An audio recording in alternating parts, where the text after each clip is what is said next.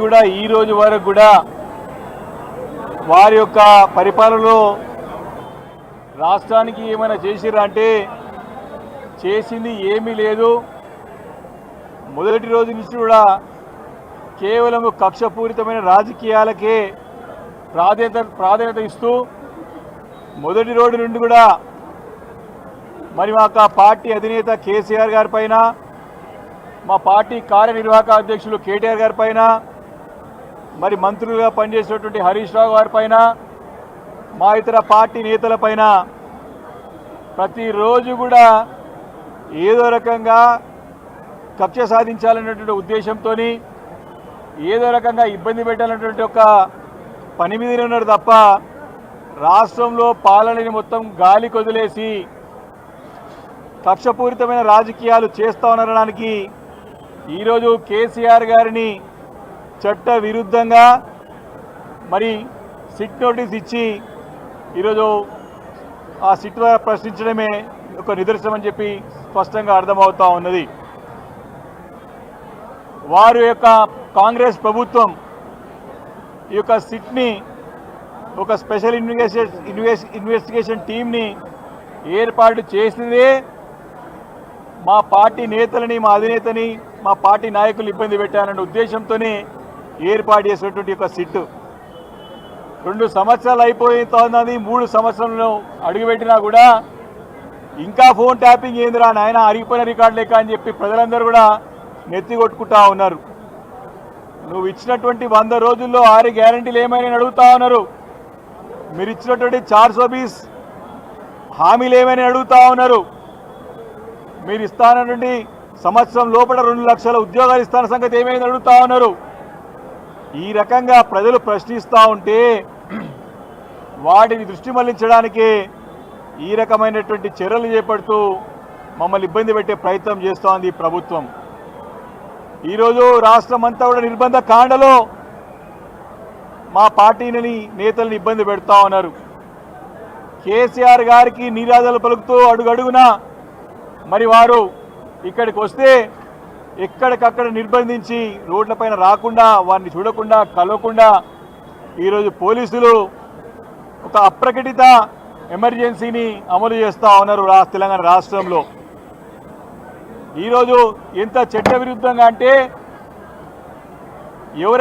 ఎవరైనా సరే చట్ట ప్రకారం, న్యాయ ప్రకారం 65 సంవత్సరాల పైబడ ఎవరున్నా సరే వారు ఎక్కడైతే నివసిస్తారో వారి నివాసాలకే, వారి గృహాలకే వెళ్ళి వారికి కావాల్సిన సమాచారం సేకరించవచ్చు. వారు అడగాల్సిన ప్రశ్నలు అడగవచ్చు. చట్టంలో ఉన్నది స్పష్టంగా హైకోర్టు యొక్క డైరెక్షన్స్ ఉన్నాయి, సుప్రీంకోర్టు యొక్క జడ్జిమెంట్స్ ఉన్నాయి. చాలా స్పష్టమైనటువంటి డైరెక్షన్స్ స్పష్టంగా ఉన్నాయి సుప్రీంకోర్టు, హైకోర్టు యొక్క డైరెక్షన్స్. వాటిని కూడా ఉల్లంఘిస్తూ వారు అన్యాయంగా మా యొక్క పార్టీ అధినేత యొక్క గౌరవాన్ని దెబ్బతీసే విధంగా ఇంటికి వచ్చి ఎవరు లేని సమయంలో నందినగర్లో నోటీసులు ఎండబెట్టి పోవడం చూస్తూ ఉన్నాం. అదేమని ప్రశ్నిస్తే లిఖితపూర్వకంగా కేసీఆర్ గారు మొదటి నోటీస్కి ఇచ్చినారు. 30వ తారీఖున మాకు లాస్ట్ డేట్ ఆఫ్ నామినేషన్స్ ఉన్నాయి, మీరు ఏదన్నా సరే నా నివాసం ఎర్రవల్లిలో ఉంటా ఉన్నాను, అక్కడ ఉన్నటువంటి గృహానికి మీరు లేఖలు పంపించవచ్చు, మీరు ఇక్కడికే వచ్చి మీకు అడగాల్సిన ప్రశ్నలు అడగవచ్చు అని స్పష్టంగా లిఖితపూర్వకంగా ఇవ్వడమే కాకుండా పూర్తి సహకారం అందిస్తా అని చెప్పి ఒక బాధ్యత గల పార్టీ నాయకుడిగా వారు చెప్పడం జరిగింది. అలా కాకుండా వారు కూడా లిఖితపూర్వకంగా ఇంతపై తప్పు చేశారంటే పోలీస్ వ్యవస్థ అంతా కూడా ఈ యొక్క ఇన్వెస్టిగేషన్ టీం ఎవరుతున్నారో, ఐపీఎస్ అధికారులు ఎవరు ఉన్నారో, మీ యొక్క అఫిడవిట్లో, కేసీఆర్ గారి అఫిడవిట్లో మీ యొక్క ఇంటి అడ్రస్ ఏదైతే ఉన్నదో ఆ అడ్రస్ మేము వస్తామని చెప్పడం జరిగింది. ఈరోజు సిట్ అధికారులు, ముఖ్యంగా ఇప్పుడున్నటువంటి పోలీస్ కమిషనర్ ఎవరైతే సజ్జనార్ ఆధ్వర్యంలో జరుగుతూ ఉంది, నేను సజ్జనార్ ప్రశ్నిస్తూ ఉన్నా.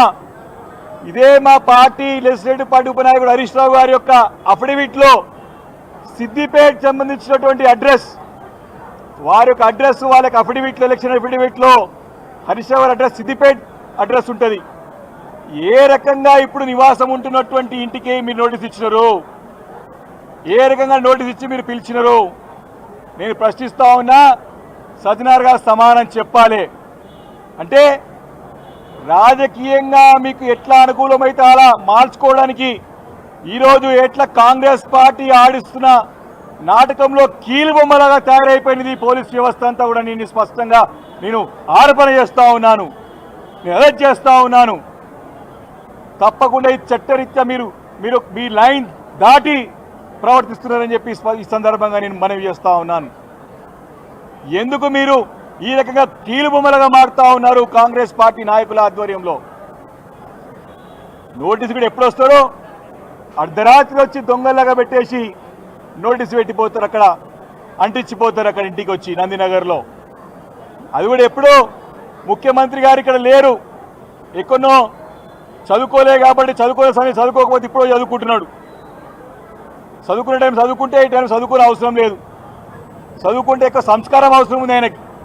అమెరికాలో పోయి పండుకుంటే మరి ఇక్కడ రాత్రి అక్కడ పొద్దున ఆయన తెల్లారి వరకు ఉండి పోలీసులు ఆయన అడిగి మరి ఏం చేయమంటారు సార్ అంటే పోయి ఇంటికి నోటీస్ అందించమని చెప్తే ముఖ్యమంత్రి గారి యొక్క డైరెక్షన్స్ ప్రకారమే ఈ సిట్ నాటకాలు ఆడుతుంది స్పష్టంగా అర్థమవుతా ఉన్నది. అక్కడ తెల్లారినాక ఇక్కడ రాత్రి అయినాక నోటీస్ వచ్చి ఇంటికి అంటిస్తారు. ఇది ఈరోజు పోలీస్ వారు చేస్తున్నటువంటి ఒక దుశ్చర్య. ఈరోజు అహంకార పూరితంగా ప్రభుత్వం వ్యవహరిస్తూ ఉంది. దానికి తోడుగాని నాటకాలు ఆడుతున్నది ప్రభుత్వం, ఈ యొక్క పోలీస్ వ్యవస్థ అని చెప్పి స్పష్టంగా నేను ఆరోపిస్తూ ఉన్నాను. ఈరోజు పూర్తిగా వైఫల్యం చెందింది కాంగ్రెస్ ప్రభుత్వం, రేవంత్ రెడ్డి గారి సర్కార్ అంతా కూడా. ఆ వైఫల్యాలని కప్పుపిచ్చుకోవడానికే ఈ రకంగా డైవర్షన్ పాలిటిక్స్కి పాటుపడుతూ ఉన్నది. మున్సిపల్ ఎలక్షన్స్ నడుస్తూ ఉంటే ఈ రకంగా నోటీసులు ఇచ్చి ప్రజలని అంటే మమ్మల్ని ప్రజాక్షేత్రంలో పోకుండా మా యొక్క పార్టీని డిస్టర్బ్ చేయాలని చెప్పేసి ఒక తప్పుడు ఆలోచనతో వ్యవహరిస్తూ ఉన్నది. ఇవన్నీ కూడా ముఖ్యమంత్రి రేవంత్ రెడ్డి గారి యొక్క సంకుచిత ఆలోచనలకు దర్పణం పడుతూ ఉన్నాయి. వారి యొక్క ఆలోచన మీద ఏ రకంగా ఉందంటే ఇంత సంకుచితంగా, ఇంత నారో మైండెడ్గా రాజకీయాలు హుందాగా చేయాలి, ప్రజాస్వామ్య పద్ధతిలో చేయాలి. కానీ ఈ రకంగా అరాచకాలు, ఈ రకంగా నిర్బంధాలు, ఈ రకంగా మరి నేను ఇష్టం వచ్చినట్టు చట్ట విరుద్ధంగా చేస్తానంటే తప్పకుండా రాబోయే రోజుల్లో గుణపడడం తప్పదని చెప్పి ఈ సందర్భంగా నేను ఈ యొక్క ప్రభుత్వాన్ని హెచ్చరిస్తా ఉన్నాను. పోలీసులు కూడా చట్టానికి లోబడి పనిచేస్తేనే మంచిది. ఎప్పుడో రోజులు ఒకటేలాగా ఉండయి, అధికారం వస్తూ ఉంటుంది, పోతూ ఉంటుంది, మారుతూ ఉంటుంది. కానీ వీటన్నిటి కూడా భవిష్యత్తులో సమానం చెప్పాల్సిన అవసరం కూడా పోలీసుల పైన ఉంటుందని చెప్పేసి కూడా నేను ఈ సందర్భంగా మనవి చేస్తూ ఉన్నాను. ముఖ్యంగా ఈ ప్రభుత్వం ఒక వైఫల్యాలను కూడా మొన్న కేంద్రంలో సోషల్ ఎకనామిక్ సర్వేలో కూడా స్పష్టంగా బయటపడ్డది. మీరు ఎమర్జెన్సీగా ఇమ్మీడియట్గా మేడిగడ్డని రిపేర్ చేయండి.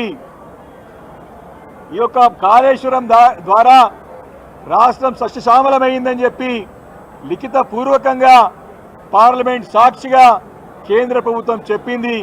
ఇప్పటికైనా సరే కాంగ్రెస్ ప్రభుత్వం ఆడుతున్నటువంటి అబద్ధాలను మానుకోవాలా, ప్రజలని పక్కదో పట్టించేది మానుకోవాలని చెప్పేసి సందర్భంగా నేను మనవి చేస్తా ఉన్నాను.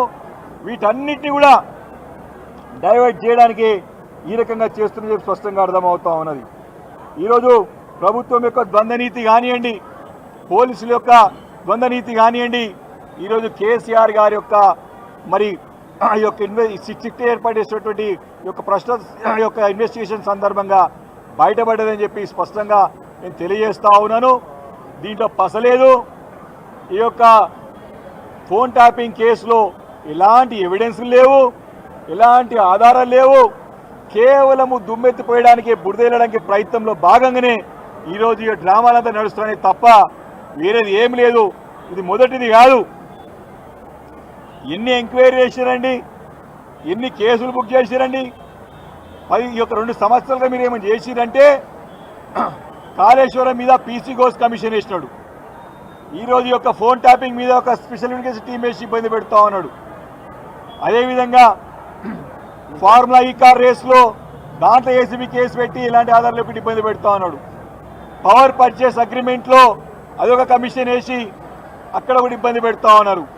ఔటర్ రింగ్ రోడ్డు లీజ్ విషయంలో కూడా ఇబ్బంది పెడతా ఉన్నారు. బతుకమ్మ చీరల విషయంలో ఎంక్వైరీ చేసినారు, గొర్రెల పంపిణీలో దాంట్లో ఎంక్వైరీ చేసినారు, ధరణి పోర్టల్లో దాని మీద బురద ప్రయత్నం చేసి దాని ఎంక్వైరీ చేసినారు. ఇక చెప్పుకుంటూ పోతే వీళ్ళ పనంతా ఏంటంటే గత 10 సంవత్సరాలుగా చేసిన పనులన్నిటి మీద ఎంక్వైరీ చేయడమే తప్ప చేసింది ఏమి లేదు. కాబట్టి ఇవన్నీ కూడా ప్రజలు గమనిస్తూ ఉన్నారు. వీరు చేసే తప్పుడు విధానాలని తప్పకుండా మీ ప్రజాక్షేత్రంలో ఎండగట్టి వారు ఇచ్చినటువంటి హామీలన్నింటి కూడా అమలు చేసే వారికి రాష్ట్రంలో సక్రమంగా పాలన చేయకపోతే ప్రజాక్షేత్రంలో వారి చరమగీతం పాడడానికి బీఆర్ఎస్ పార్టీ సిద్ధంగా ఉంటుందని చెప్పి మనవి చేసుకుంటూ, కేసీఆర్ గారు ఒక నాయకుడు, కేవలం ఒక నాయకుడు కాదు, తన యొక్క శక్తి ఈరోజు తెలంగాణ రాష్ట్రానికే ఒక మహానేత. తెలంగాణ రాష్ట్రం ఉన్నదంటేనే వారి త్యాగానికి, ప్రాణ త్యాగానికి సిద్ధపడి తెచ్చినటువంటి రాష్ట్రం ఇది. తప్పకుండా అందరూ కూడా వారికి సంఘీభావంగా వారి వెంబడే ఉన్నారని చెప్పడానికి ప్రతి ఒక్కరు కూడా ముందుకు వస్తూ ఉన్నారు. తప్పకుండా భవిష్యత్తులో మళ్ళీ వారి నాయకత్వంలో ప్రభుత్వం ఏర్పాటు చేయడం ఖాయం. వీరు చేస్తున్న పనులన్నింటినీ కూడా రిటర్న్ గిఫ్ట్ ఇవ్వడం కూడా ఖాయం అని చెప్పి సందర్భంగా నేను మనవి చేస్తా ఉన్నాను. Thank you.